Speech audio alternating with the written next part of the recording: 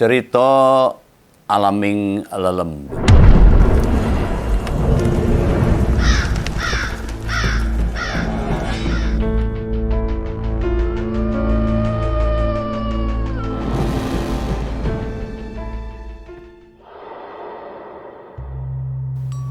Kisah Gunung Kemukus dari mitos ritual seks untuk penglarisan usaha.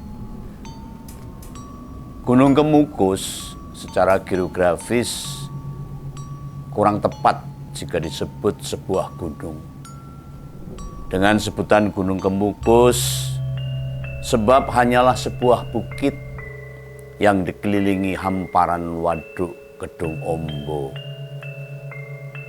Di atas perbukitan itu terdapat makam Pangeran Samudro dan Dewi Ontrowulan. Dan juga ada para ajudan-ajudannya yang mengikuti. Dulu Gunung Kemukus tak pernah sepi dari pengunjung. Namun sebagian dari mereka datang bukan untuk menikmati panorama waduk Kedung Ombo dari atas bukit, melainkan untuk melakukan ritual mengingat Gunung Kemukus tersohor sebagai tempat mencari penglarisan untuk usaha. Saat itu tidak sedikit masyarakat dan pengunjung yang percaya bahwa salah satu ritual itu harus dengan melakukan hubungan seks antara peziarah atau pengunjung yang bukan suami istri. Dan itu harus dilakukan sebanyak 7 kali dalam bulan purnama dengan pasangan yang sama. Di tengah mitos ritual seks Gunung Kemukus yang ada di wilayah Sumberlawang, Sragen, Provinsi Jawa Tengah, keyakinan akan ritual itu berakar dari mitos sebuah cerita Pangeran Samudro dan Nyai Ontrowulan.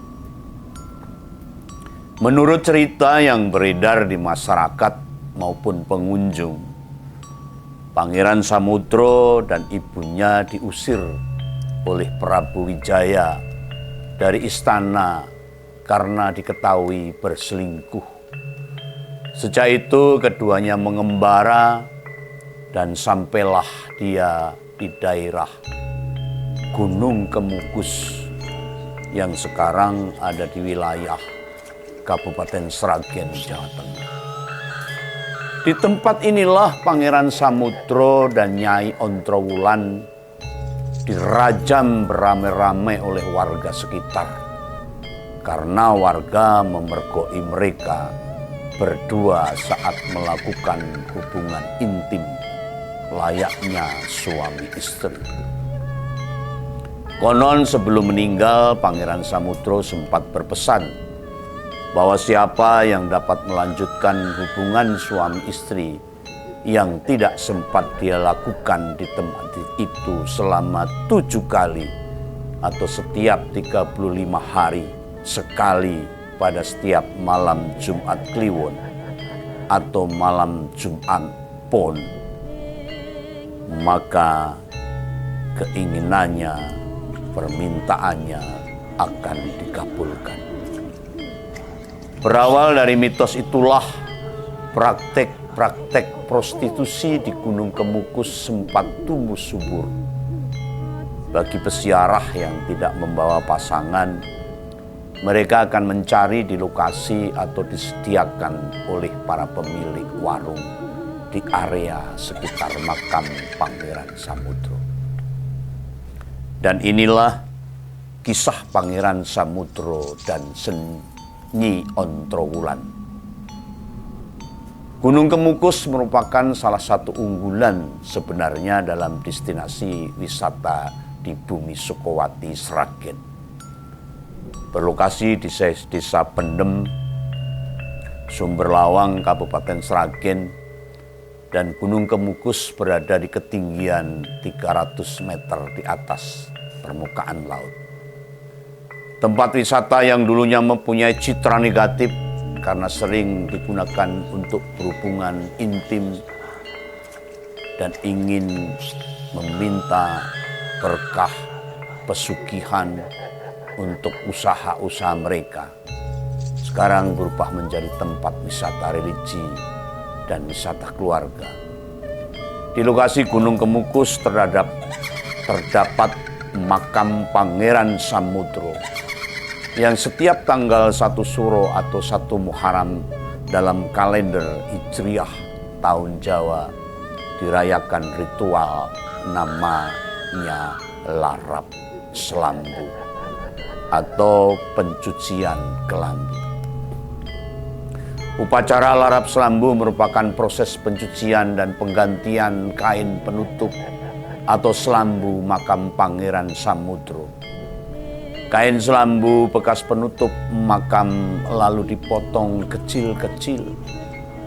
Air bekas cucian selambu dan potongan kain selambu kemudian diperebutkan pengunjung agar mendapatkan aura berkah dari Pangeran Samudro dan Nyai Ontrowulan. Asal mula Gunung Kemukus tidak lepas dari legenda Pangeran Samudro yang melakukan syiar agama Islam sampai di wilayah tersebut. Menurut cerita, Pangeran Samudro adalah putra Prabu Brawijaya kelima, raja terakhir Majapahit dari seorang ibu selir.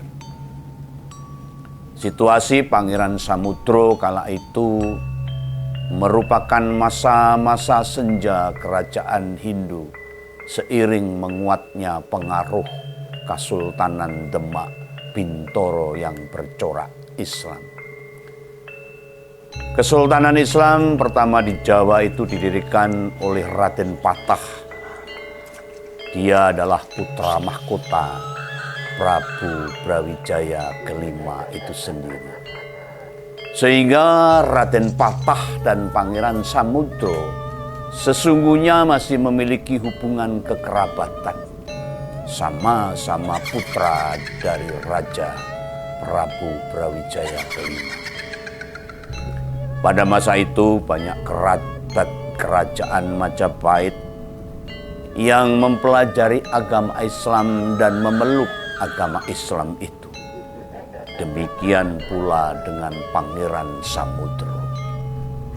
Ia memutuskan tinggal di Demak Bintoro untuk mendalami agama Islam kepada Sunan Kalijogo, salah seorang ibu tiri yang juga merupakan satu selir raja, yakni Raden Ayu Ontrowulan, turut serta mengiringi Pangeran Samudro belajar agama Islam di Demak Bintoro.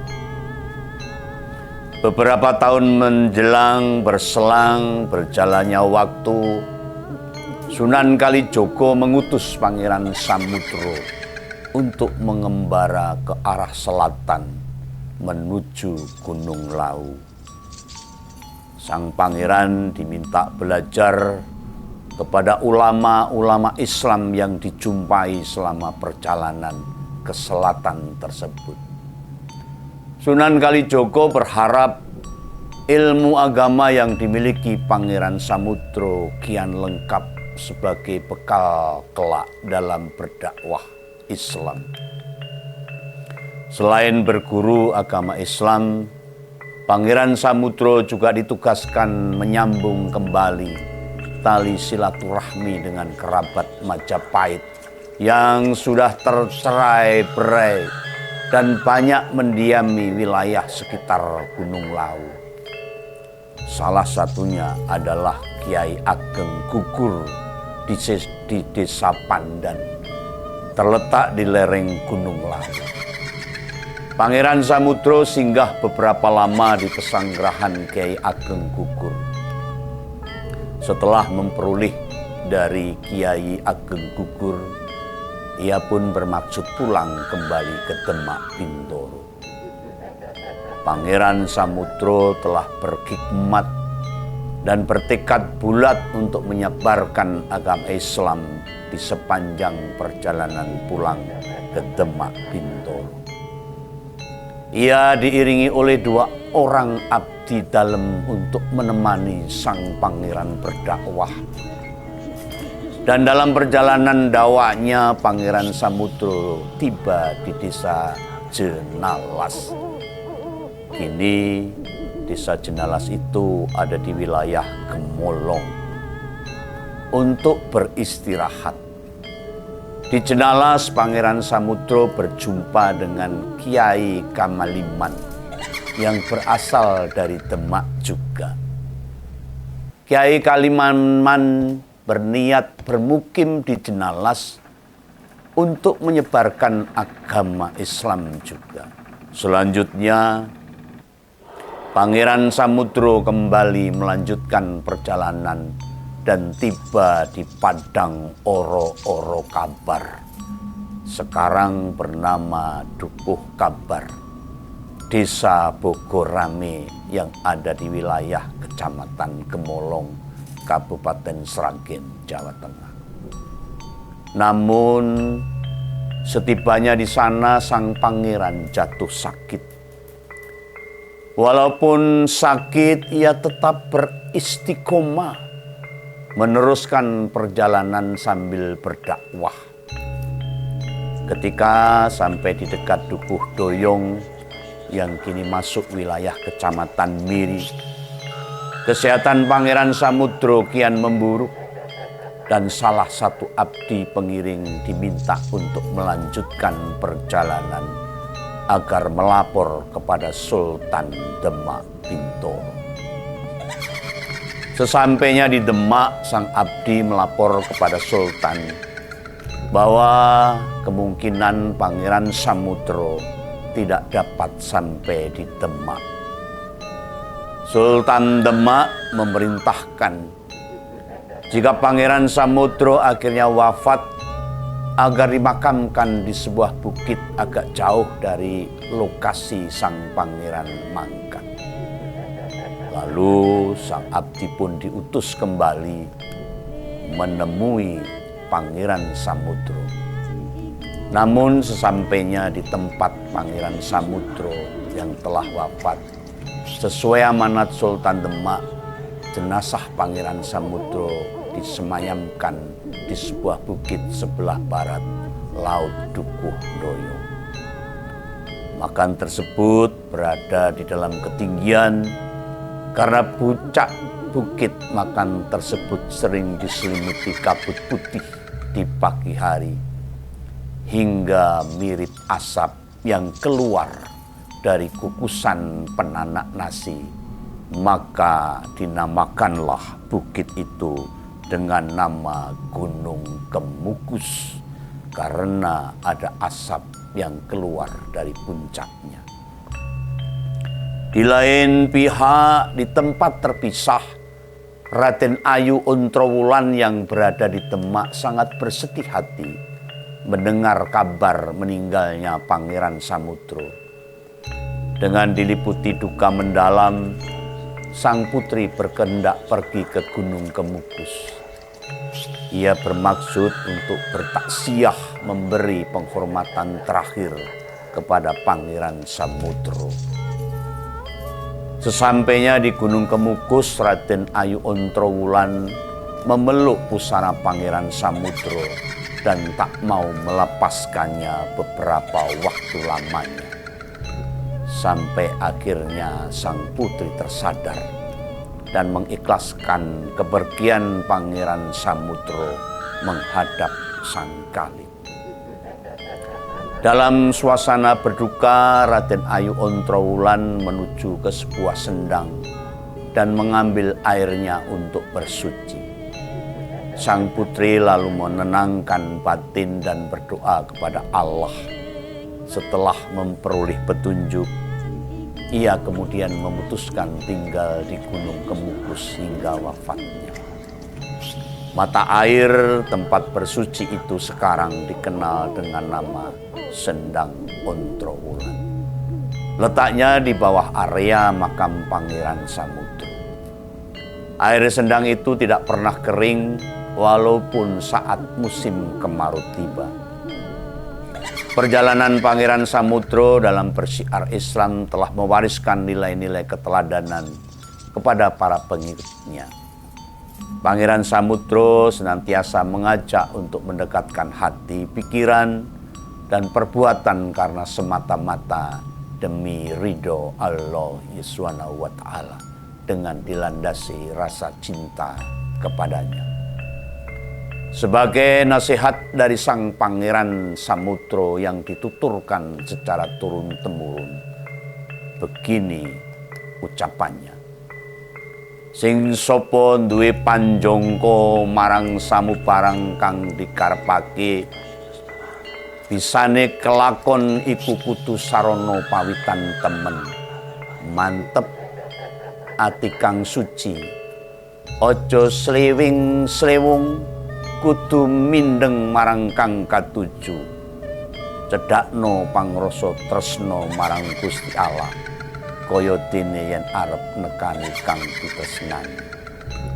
Begitu apa yang diucapkan Pangeran Samudro, yang ternyata cerita Pangeran Samudro dan Raden Ayu Ontrowulan bukan seperti apa yang diceritakan tentang hal-hal buruk yang menimpa Pangeran Samudro dan Raden Ayu Ontrowulan yang diterangkan mereka berselingkuh. Inilah cerita Alamin Lelembut.